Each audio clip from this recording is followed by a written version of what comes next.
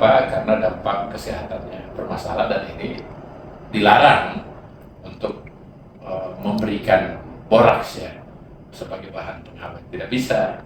Kenapa? Itu karena ada dasar hukumnya tadi, peraturan Badan POM, Kepala Badan POM tanggal nomor 22 tahun 2023.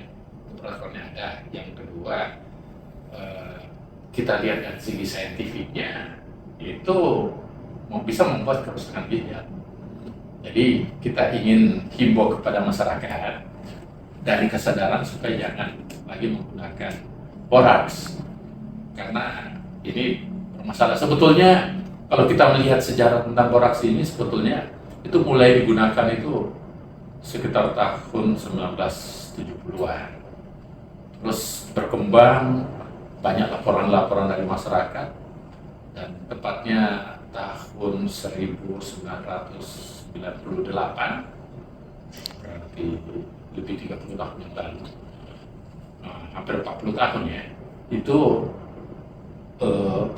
sudah ada peraturan Menteri Kesehatan yang melarang penggunaan boraks. Kenapa melarang? Karena laporan dari masyarakat, dan semakin hari kan semakin berkembang ilmu, dan kita teliti dan memang bukti evidence-nya, bukti saintifiknya juga. Makanya akhirnya pada tahun lalu, yaitu Badan POM nomor 22 tahun 2023 mengeluarkan peraturan itu yang melarang memberikan bahan tambahan termasuk boraks. Tentu bukan boraks saja, di peraturan itu ada beberapa, termasuk formalin, masuk plastik dan sebagainya. Tapi intinya kalau kita bicara diskusi tentang boraks ini merusak, dan organ tubuh kita yang paling banyak dampaknya itu ginjal dalam waktu yang cukup lama ya. Jadi dalam perkembangan lagi sebetulnya kita sudah ada disebut dengan sodium trifosfat. Itu bisa sebetulnya membantu untuk menjadi pengganti, dan itu lebih aman. Jadi kita lagi lakukan gerakan edukasi kepada masyarakat, khususnya di sekolah-sekolah dan khususnya juga pada UMK, usaha kecil menengah.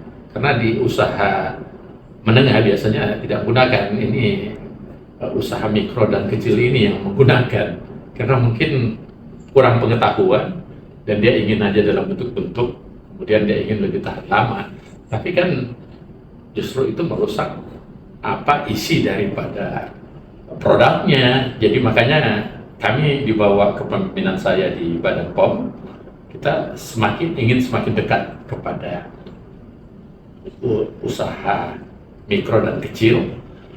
Bahkan kita berniat untuk mengangkat derajat mereka dengan produksi dari produk industri rumah tangga, bisa naik kelas menjadi produk makanan tadi, ya kan?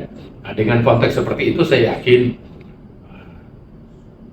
UMKM atau para pedagang-pedagang makanan usaha kecil ini bisa kita bina, kita bisa bantu, kita naikkan derajatnya, produksinya lebih bersih, lebih baik, dan tentu dalam pengayoman masyarakat kita lebih mencegah penggunaan zat-zat yang berbahaya bagi kesehatan, salah satunya boraks.